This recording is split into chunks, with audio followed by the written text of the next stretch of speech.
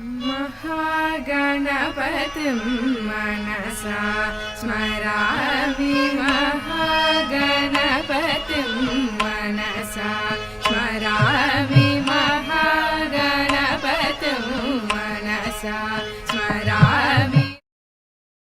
ஸ்ரீராம ஜெயம். ஆவணி மாதம் வளர்பிறை சதுர்த்தி அன்று ஸ்ரீ விநாயக சதுர்த்தி விமர்சையாக கொண்டாடப்படுகிறது. விநாயகர் அப்படின்னு சொன்னாலே தடைகளை எல்லாம் நீக்குபவர் அப்படின்னு பொருள். மூலாதார மூர்த்தி, சகல மங்களங்களையும் ஐஸ்வர்யங்களையும் வாரி வழங்குபவர். அந்த விநாயகரை பத்தி சிந்திப்போம் நம்ம. வக்ரதுண்ட மகாகாய சூரியகோட்டி சமப்பிரபா நிர்விக்னம் குரு மே தேவ சர்வகாரியேஷு சர்வதா. என்னன்னு சொன்னா, அழகிய வளைந்த துதிக்கையை உடையவரே, பெரிய தேகத்தை உடையவரே, கோடி சூரிய பிரகாசம் உடையவரே, நான் செய்யற செயல்கள்ல எல்லா செயல்கள்லயும் எப்பவுமே எந்த தடையும் வராம நீ தான் காப்பாத்தணும் அப்படின்னு வணங்குறோம். அடுத்ததா கபிலதேவ நாயனாருடைய இரட்டைமணி மாலையில வர விநாயகர் துதிய பார்ப்போம். திருவாக்கும் செய் கருமம் கைகூட்டும் செஞ்சொல் பெருவாக்கும் பீடும் பெருக்கும் உரு ஆக்கும் ஆதலால் வானோரும் ஆனை முகத்தானை காதலால் கூப்புவர் தம் கை. இந்த பாடல்ல விநாயகரை தேவர்கள் முதற்கொண்டு எல்லாரும் வணங்குறாங்க. அப்படி வணங்குறதுனால என்ன ஆறுது சொன்னா, திரு ஆக்கும் செல்வம் கிடைக்கும், செய்கருமம் கைகூட்டும் செய்கின்ற செயல்கள் கைகூடும், செஞ்சொல் பெருவாக்கும் நம்ம சொல் வன்மை கிடைக்கும், தெளிவான சொற்கள் கிடைக்கும், பீடும் பெருக்கும் புகழ் கூட்டும் புகழ் அதிகரிக்கும், உரு ஆக்கும் அழகை கொடுக்கும், ஆதலால் வானோர்கள் முதல் எல்லாரும் இந்த யானை முகத்தான் விநாயகரை வணங்குறாங்க. காதலால் அன்போடு கூப்புவர்த்தம் கை வணங்குகிறார்கள் அப்படிங்கிற இந்த பாடல் எல்லா செயலையும் தொடங்கறதுக்கு முன்னாடி விநாயக வணக்கம் செய்தாதான் அந்த காரியம் வெற்றி அடையும் அப்படிங்கிறது நம்பிக்கை. இது நமக்கு மட்டும் இல்ல, சிவபெருமான், முருகப்பெருமான், இதே மாதிரி தேவர்கள் எல்லாரும் தங்கள் செயலை செய்யும் முன்னாடி விநாயகரை வணங்கினதை பார்க்கலாம். அந்த பரமேஸ்வரர் சிவபெருமானை வணங்கியிருக்காரு. அதை திருப்புகழ் வரிகள்ல பார்த்தாலே நமக்கு ரொம்ப தெளிவா தெரியும். முப்புறம் எரி செய்த அச்சீவன் உரைரதம் அச்சது பொடி செய்த அதிதீரா.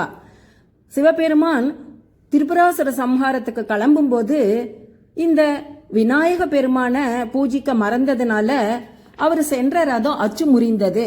அப்புறம் விநாயக பூஜை செய்து அந்த திரிபுராசுர சம்ஹாரத்தை முடித்தாரு அப்படிங்கறத திருப்புகழ்ல மிக அழகாக அருணகிரிநாதர் குறிப்பிட்டிருக்காரு. அதே மாதிரி ஞானஸ்கந்தன் முருகப்பெருமான் இந்த விநாயகரை எப்படி வணங்கினாரு அப்படிங்கறத பார்க்கலாம். முருகப்பெருமான் வள்ளிய திருமணம் செய்ய நினைச்சப்ப இந்த விக்னேஸ்வரரை நினைச்சு வணங்கின பிறகுதான் அவரோட உதவியால தான் அந்த திருக்கல்யாணம் நடந்தது. அத்துயர் அது கூட சுப்பிரமணி படும் அப்புறம் அதனிடை இபமாகி. நீ யானை வடிவத்துல வள்ளிய துரத்தினதுனாலதான் அக்குற மகளுடன் அச்சிறு முருகனை அக்கண மணமருள் பெருமாளே. அந்த குரத்தியோட குரமகள் வள்ளியோட இந்த முருகப்பெருமானுடைய திருமணம் நடக்கிறதுக்கு அருள் புரிந்த பெருமானே அப்படின்னு குறிப்பிடுகிறாரு. பரமசிவன் பூஜை பண்ணதை பார்த்தோம், முருகப்பெருமான் பூஜை பண்ணதை பார்த்தோம். அடுத்ததா பிரம்மா இந்திராதி தேவர்கள் விநாயக பெருமான வணங்கினதை பார்க்கலாம். கஜமுகாசுரனை வதம் செய்ததுதான் அதற்கு காரணம். சிவபெருமானிடமிருந்து பெற்ற வரத்தினால கஜமுகாசுரன் தேவர்களை இம்சிக்கும் போது இந்த விநாயக பெருமான் கஜமுகாசுரனுடன் போரிட்டு தன்னுடைய தந்தத்தால கஜமுகாசுரனை வீழ்த்தி அவரையே தன்னுடைய மூஷிக வாகனமா ஆக்கி கொண்டாரு அப்படிங்கிறது விநாயக புராணம். ஆதி பராசக்தியே இந்த விநாயக பெருமானுடைய உதவியால தான் பண்டாசுர வதம் செய்ததாக லலிதா சகஸ்ரநாமத்தில் வர நாமாவளி தெளிவா சொல்லும். ஜெயவிக்னம் அப்படிங்கிற யந்திரத்தை பண்டாசுரன் தன்னுடைய போர்க்களத்தில் பதிக்கும்போது பராசக்தியுடைய யோகினி தேவதைகள் எல்லாரும் போரிட வந்தவங்கள்லாம் விலகி ஓடிடுறாங்க அந்த யந்திரத்தோட வீரியத்துல. அப்ப அந்த பார்வதி தேவி சிவபெருமானை பார்த்து பிள்ளையார உண்டாக்குறாங்க. கல்பித்த ஸ்ரீ கணேஸ்வரா அவருதான் விக்னேஸ்வரரா அந்த ஜெய விக்ன யந்திரத்தை தகர்த்தெறிந்ததா பண்டாசுர வதத்துல சொல்லப்படுகிறது. அதனால பராசக்தியே விக்னேஸ்வர பூஜை செய்திருக்காங்க. ஸ்ரீ ராமபிரான் இலங்கைக்கு சேது பாலம் கட்ட ஆரம்பிக்கும் முன்னாடி உப்பூர் ராமநாதபுரத்துல ஸ்ரீ வெயிலுகந்த விநாயகரை வழிபட்டுட்டு தான் அந்த வேலையை தொடங்கினதா சொல்றாங்க. அதே வெயிலுகந்த விநாயகர் திருக்கோவில்ல தான் சூரியன் விநாயகரை பூஜை பண்ணாராம். சிவபெருமான் அழைக்கப்படாத அந்த யாகத்துல, தட்சனோட யாகத்துல சூரியன் பங்கேற்றதுனால அவருடைய பல்லை இழந்து சாபத்துக்கு ஆளாறாரு. அந்த பழி நீங்கிறதுக்கு இந்த உப்பூர் வெயிலுகந்த விநாயகரை தான் வழிபட்டதா சொல்றாங்க. சந்திரன் விநாயகரை பூஜை பண்ணது நமக்கு தெரியும். சங்கடஹர சதுர்த்தியே சந்திரன் விநாயகருக்கு உள்ள தொடர்பால தான் நம்ம ஒவ்வொரு மாதமும் வழிபட்டு வந்துட்டு இருக்கோம். சந்திரன் தன்னுடைய அழகால கர்வம் கொண்டு விநாயகரை பார்த்து அவருடைய தொந்தியையும் யானை முகத்தையும் பார்த்து எள்ளி நகையாடும் போது விநாயகரோட சாபத்துக்கு ஆளாறாரு. விநாயகர் சந்திரனை சொல்றாரு, நீ உன்னுடைய அழகை இழப்பாய், உன்னை யாரு தரிசனம் பண்ணாலும் அவங்க பாவத்துக்கு ஆளாவாங்க அப்படின்னு சொன்ன உடனே சந்திரன் மிகவும் மனம் வருந்தி விநாயகரை நோக்கி பூஜை பண்ண உடனே விநாயகர் அவருக்கு சாப விமோச்சனம் கொடுக்கறாரு. நீ நிரந்தரமா உன்னுடைய அழகை இழக்க மாட்ட, நீ வளர்ந்து தேய்ந்து வளர்ந்து இப்படியே சுழற்சியில இருப்பாய் அப்படின்னு சொல்றாரு. இந்த நிகழ்ச்சிய நினைவுபடுத்தும் விதமாக ஒவ்வொரு சதுர்த்திலையும் 4ஆம் பிறையில உன்னை யாரு தரிசனம் பண்ணாலும் அவங்க மன உளைச்சலுக்கு ஆளாவாங்க அப்படின்னு சொல்றாரு. அதனாலதான் இப்பயும் நம்ம 4ஆம் பிறை அன்னைக்கு சந்திரனை தரிசனம் பண்ணக்கூடாது. சதுர்த்தி அன்னைக்கு சந்திரனை பார்த்ததுனாலதான் ஸ்ரீகிருஷ்ணரே செமந்தகமணி விஷயத்துல பழிக்கு ஆளானாராம். இப்பயும் கன்னடம் மற்றும் ஆந்திர மக்களிடையே விநாயகர் சதுர்த்தி பூஜை செய்யும் போது இந்த செமந்தகமணி புராணத்தை படிக்கிற பழக்கம் இருக்கு. விநாயகரை குபேரன் வணங்கினதை பார்க்கலாம். குபேரன் தன்னிடம் மிகுந்த செல்வம் இருக்கு, அழகாபுரியே நம்மளோடது அப்படின்னு ரொம்ப கர்வத்தோட இருக்கும்போது சிவபெருமான் அவருக்கு ஒரு பாடம் புகட்டுறதுக்காக நீ ஒரு நாள் விநாயகருக்கு சுவையான விருந்தாளிய அப்படி சொன்னாராம். குபேரனும் இதுல என்ன விஷயம் அப்படி ரொம்ப கர்வத்தோட விநாயகரை கூப்பிட்டு சாப்பாடு போடும்போது அவருடைய எல்லா செல்வங்களும் இழந்து கூட விநாயகர் சாப்பிட்டு முடிக்கல, திருப்தி அடையவில்லை. குபேரன் மனம் வருந்தி சிவபெருமானிடம் என்னுடைய செல்வ செருக்கு அடங்கிட்டு நான் விநாயக பெருமானோட சக்திய உணரல, இப்ப நான் என்ன செய்யட்டும், எனக்கு ஒரு வழி சொல்லுங்க கேட்கும்போது நீ விநாயகருக்கு அன்போட ஒரு கை அவுள் பரிமாறு, அவரு மனம் திருப்தி அடைந்து நீ எல்லா செல்வ வளங்களையும் மீண்டும் பெறுவாய் அப்படின்னு சொன்னாராம். அதனாலதான் இப்பயும் நம்ம எவ்வளவு குழக்கட்டை அது இதுன்னு பூஜை செஞ்சா கூட விநாயகர் வழிபாட்டுல அவுல நைவேத்தியத்துல அப்பமோடு அவள் பொறி அப்படின்னு சொல்றாரு இல்லையா, அவுல நைவேத்தியத்துல வைக்கிற பழக்கம் வந்தது அப்படின்னு சொல்றாங்க. தேவர்கள் மட்டும் இல்ல, நவகிரகங்களின் சக்தியும் விநாயகருக்குள்ள அடக்கம்.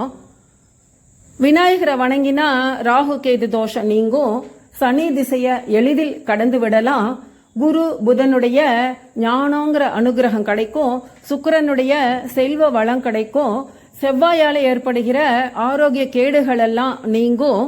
அதனால விநாயகருக்குள்ள 9 கோள்களும் அடக்கம் அப்படிங்கறத பாக்குறோம். விநாயகர் துதியில கச்சியப்ப சிவாச்சாரியார் கந்த புராணத்துல காப்பு துதியா சொல்லியிருக்காருல, அந்த பாடல் ரொம்ப சிறப்பு. திகட சக்கர செம்முகமைந்துளான் சகட சக்கர தாமரை நாயகன் அகட சக்கர விண்மணியாவுரை விகட சக்கரன் மெய்ப்பதம் போற்றுவாம். ரொம்ப சிறப்பான துதிப்பாடல். என்னன்னா முருகப்பெருமானையே அவைக்கு வரவழைத்த துதி இல்லையா இது? இதுல விகட விநாயகரை பார்த்த உடனே மகிழ்ச்சியை கொடுக்கக்கூடிய இந்த விநாயகருடைய திருப்பாதங்களை போற்றுவோம். அந்த விநாயகர் யாருன்னு சொன்னா 5 முகங்கள் 10 கரங்கள் உடைய சிவபெருமான். அந்த சிவபெருமானுடைய திரிபுர சம்ஹாரத்துக்கு தேர் சக்கரமா இருந்த சூரியன், தாமரை நாயகனான இந்த சூரியன் பிள்ளையாரோட இடுப்புல இருக்கிற பாம்போட தலையில மாணிக்கமா ஜொலிக்கிறாராம். அப்படிப்பட்ட பிள்ளையாருடைய திருப்பாதங்களை வணங்குவோம் அப்படின்னு கச்சியப்ப சிவாச்சாரியார் சொல்றாரு. அடுத்ததா கணேச ஸ்துதி ஆதிசங்கரர் வரிகள்ல சதாபால ரூபாபி விக்னாத்ரிஹந்திரி மகாதந்தி வக்திராபி பஞ்சாசியமான்யா விதீந்திராதி மிருக்யா கணேசாபிதாமே விதத்தாம் ஸ்ரீயம் காபி கல்யாண மூர்த்திகி. ஆதிசங்கரர் சொல்றாரு, எப்பவுமே குழந்தை வடிவத்துல இருந்தா கூட மலை போல வருகின்ற இன்னல்களை தவிட பொடி ஆக்கும். யானை முகத்துல இருந்தா கூட 5 முகம் கொண்ட சிவபெருமானுடைய அபிமானத்துக்கும் மரியாதைக்கும் உரிய விதியை எழுதக்கூடிய பிரம்மன், இந்திரன், மற்ற தேவர்கள் எல்லாரும் வணங்கி துதிக்கும் இந்த மங்கள மூர்த்தியான கணேச பகவானின் அருள் எனக்கு கிடைக்கட்டும் அப்படின்னு சொல்லி வழிபடுறாரு. கணபதி வழிபாட்டில் ஸ்ரீ கணேச அதர்வ சீர்ஷம் மிகவும் குறிப்பிடப்பட வேண்டிய ஸ்லோகம்.